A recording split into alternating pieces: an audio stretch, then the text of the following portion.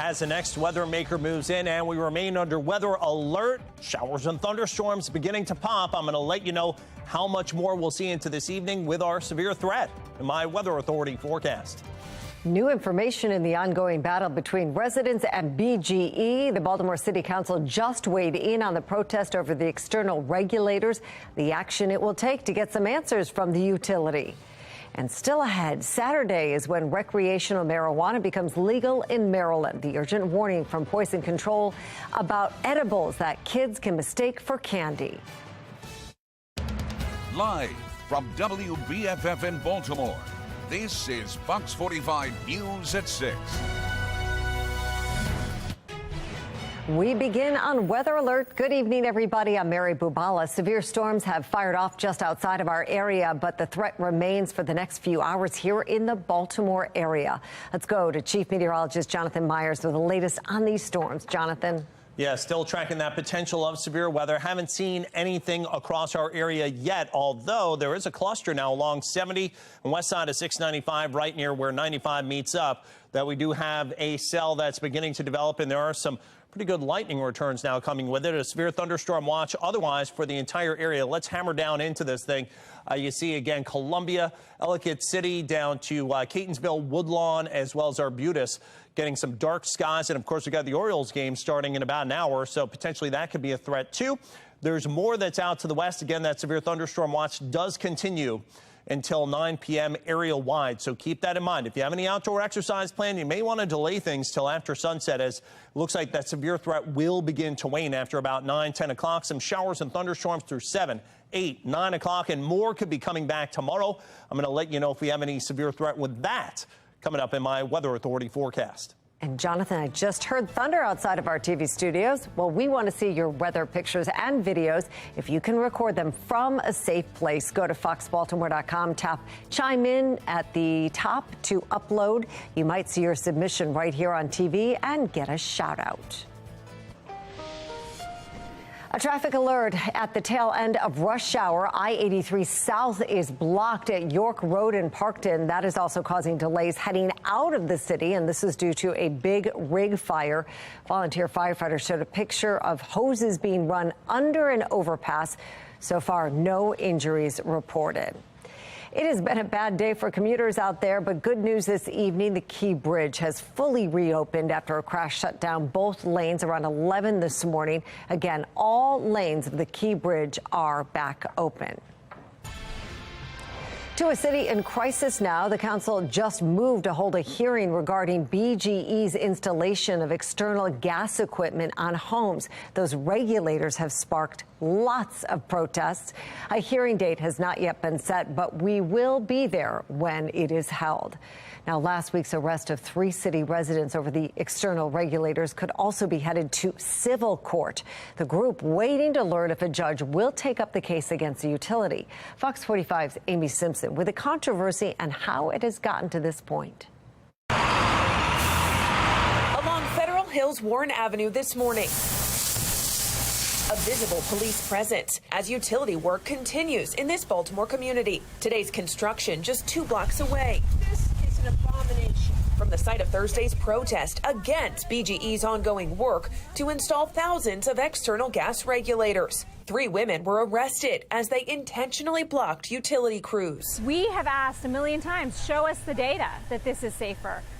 And they can't produce it. BGE maintains that the external regulators improve safety and will bolster gas delivery for customers citywide. But these women, so opposed to the external meters, they spent a night behind bars. There are also 2 of the 14 named plaintiffs suing BGE, joined by more than 100 other unnamed Baltimoreans, some of whom say their gas was shut off for not agreeing to the construction outside their homes, though the company claims it did provide the required 14 days notice. It is no doubt irreparable harm for BG&E to be cutting people's gas off with no notice. On WBAL radio this morning, you look into it, and when you start looking in even a little bit, it becomes very clear that this is about BGE profit gouging at our expense and has nothing to do with safety. Through Vignaraja, who's representing plaintiffs in that class action lawsuit against BGE, speaking to the legal battle. And we're going to hopefully convince the court that there's a right way to do this and there's a wrong way to do this, and BGE has done this unlawfully. BGE said last week it would not comment on pending or threatened legal action.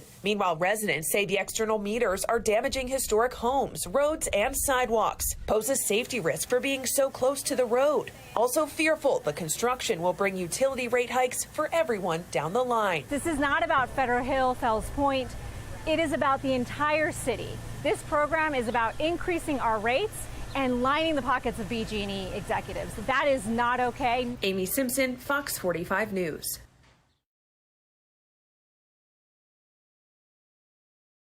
All customers, not just city residents. According to BGE, the average gas and electric customer's monthly bill will increase by an average of $10.36 during the 3-year proposal, more than $370 over 3 years per customer.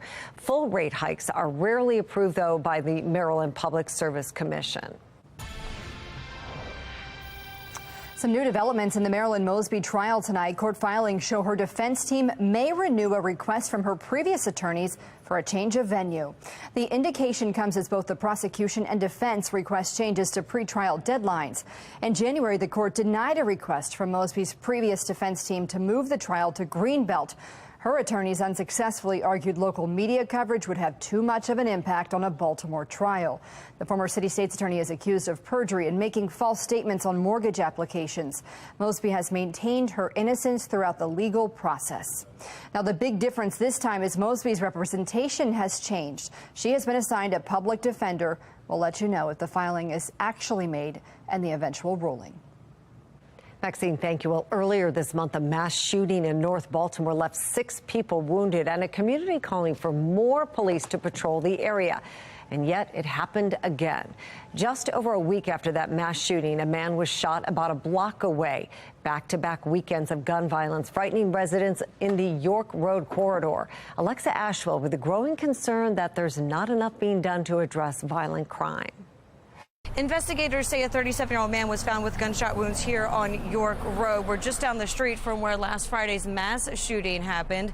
Investigators say the victim in this case isn't saying exactly what happened as this violence continues to impact the community. We need help. We are willing to roll up our sleeves. That's Pastor Stevie Thompson. We put Band-Aids on a lot of the solutions and the problems. Standing outside Wilson Park Christian Community Church after yet another shooting was reported in this North Baltimore neighborhood. This one just across the street on York Road. Neighbors and people on the street has been talking to me. I heard about what took place.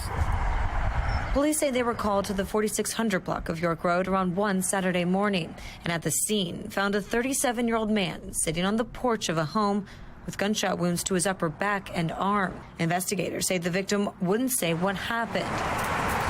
The violence of frustration. Just last week, It's a bullet. just a week ago and less than a block away, 6 people, including 2 teens, were shot in a mass shooting at this bus stop. You have no idea what that's like to stand over my son and try to have him look me in the eyes and focus and hold on to life. That mother telling Fox 45 News her son remains in the hospital with a long recovery ahead. There's a crisis in this city. Days after the mass shooting, Pastor Thompson hosted a community meeting to discuss the violence and other issues such as blight and trash and solutions. People are tired. They're tired. They're frustrated. They're scared. Councilman Mark Conway, who represents the district, attended the meeting and brought up the community's concerns during last week's public safety hearing. So that when something happens. Acting Police Commissioner Rich Worley says the department is working to address the open-air drug market, speaking to the ability to now issue citations, as well as enhancing a police presence. What is a deployment strategy? What is it deploying? You know, a lot of questions about that. This community in need of more immediate results, including, the pastor says, from the city and available resources. We want to be invited to the table for some of the decisions that's being made with these millions of dollars that's being tossed around the city. We want to have our voice heard. I reached out to Councilman Conway. He says he's been in touch with police about this latest shooting as well as For the latest in the investigation into last week's mass shooting, no arrests have been made in either case. In North Baltimore, Alexa Ashwell, Fox 45 News.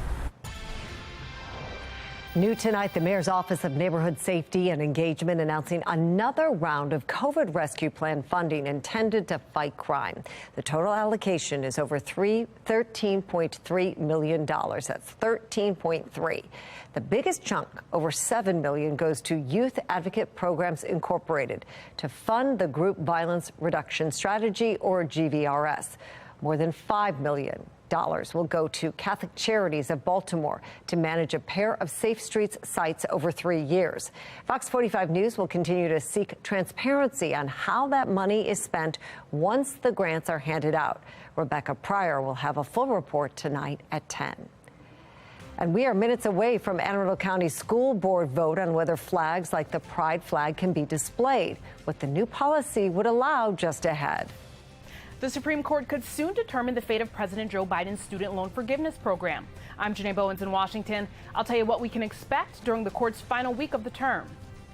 And a live look at the Chevy Storm Tracker, where we are seeing rain arrive. Wow, this is Interstate 70 near Security Boulevard under that storm cell that Jonathan had just pointed out on the radar. You can see it right there. The National Weather Service has just issued a severe storm warning for this one. Jonathan will be back with a full look at the forecast in just a few minutes.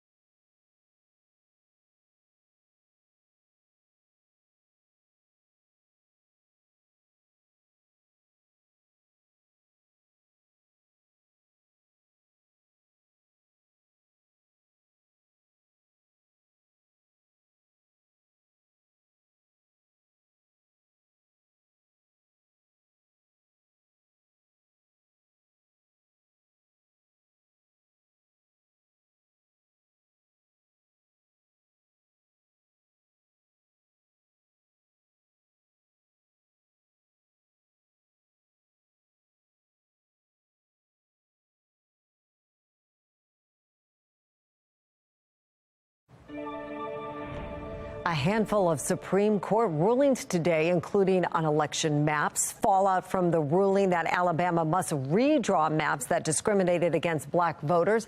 Louisiana may have to do so as well.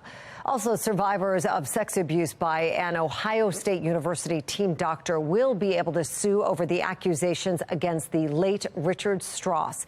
Some cases go back as far as the 1970s. Ohio State had already reached more than $60 million in settlements with 300 victims.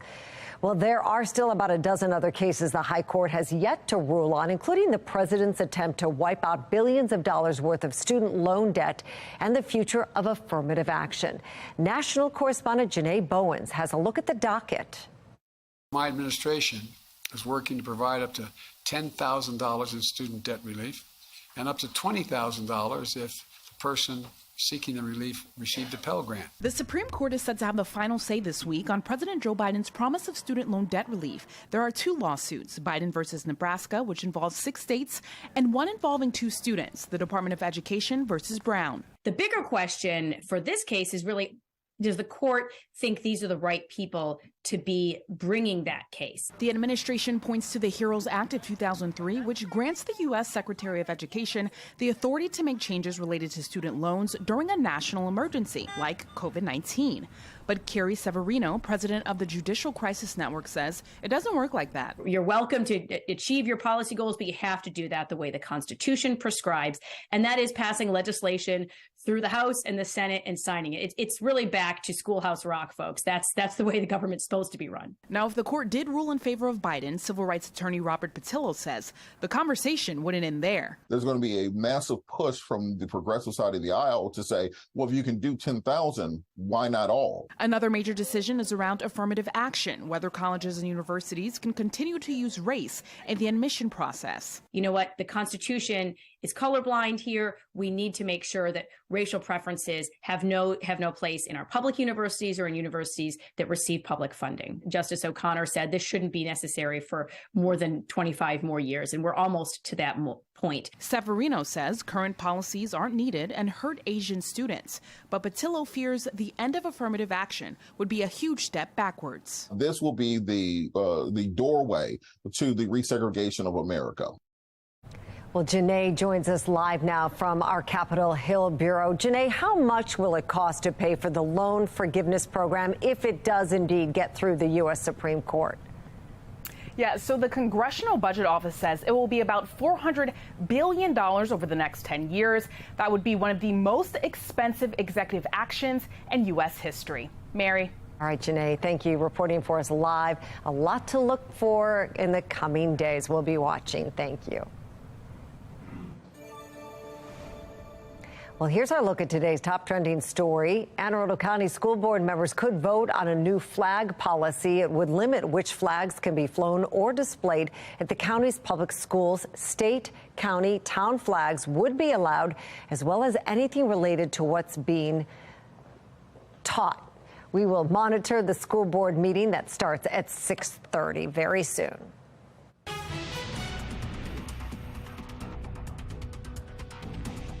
We remain under weather alert as we take a look at our Chevy Storm Tracker in the bottom portion of your screen. And then look at that on our Toyota H2 Arbor Skycam.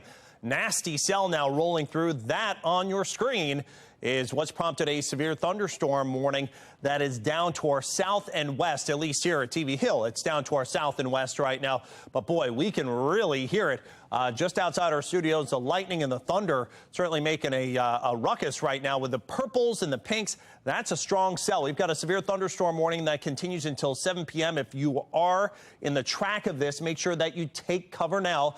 Interior room, away from windows, inside, the best place to be. We've had the potential here of large hail, as well as some downpours and some wind gusts in excess of 60 miles an hour. Let's go ahead and draw on the cone. We could track this here as it moves to the northeast at about 15 miles an hour. There you go. So some of the towns that are in the way of this is going to be Ruxton, as well as Lutherville, Mays Chapel, and Towson. So some pretty populated areas could be seeing the impacts here. And if you've got some time here out by the pool, you're going to have to get inside and again into a sturdy structure with this cell moving to the north and the east. Let's go ahead and put it in motion. Once again, there it is. You can see it really kind of came from nothing about an hour ago and boom, out of nowhere almost. And this is going to be the case with some of these cells here. Let's take the track off. Out of nowhere, this thing developed right around Woodlawn as well as Ellicott City and now continues to move its way north and east. And there's more where this came from. Take a look out to the west. There's another round of storm cells all the way down to Harrisonburg, Charlottesville, and then north and east into Pennsylvania. So a broken line going to be moving at us into the early overnight hours. Muggy weather for now. It looks like as you get those showers and storms, it's going to work on some of that mugginess. Cold front moving into all this in a stalled out storm system, forcing all of this. So that means that this pattern is not going to change a whole lot tomorrow. Could see another round of showers and storms tomorrow afternoon. Damaging winds, the biggest threat here. Could see some large hail as well, maybe even an isolated tornado. Take a look at that. Wow, nasty looking on the Toyota East Inner Harbor Skycam right now. If you do have any travels, you may want to postpone them, especially south and west of Baltimore right now with 87. Winds out of the south-southeast at 13. Very high humidity levels outside of storms. It is very warm. We actually hit 90 degrees today over at the airport. And you can see, again, those showers and thunderstorms develop and then wither by about 9, 10 o'clock tonight. But they're back again by tomorrow afternoon.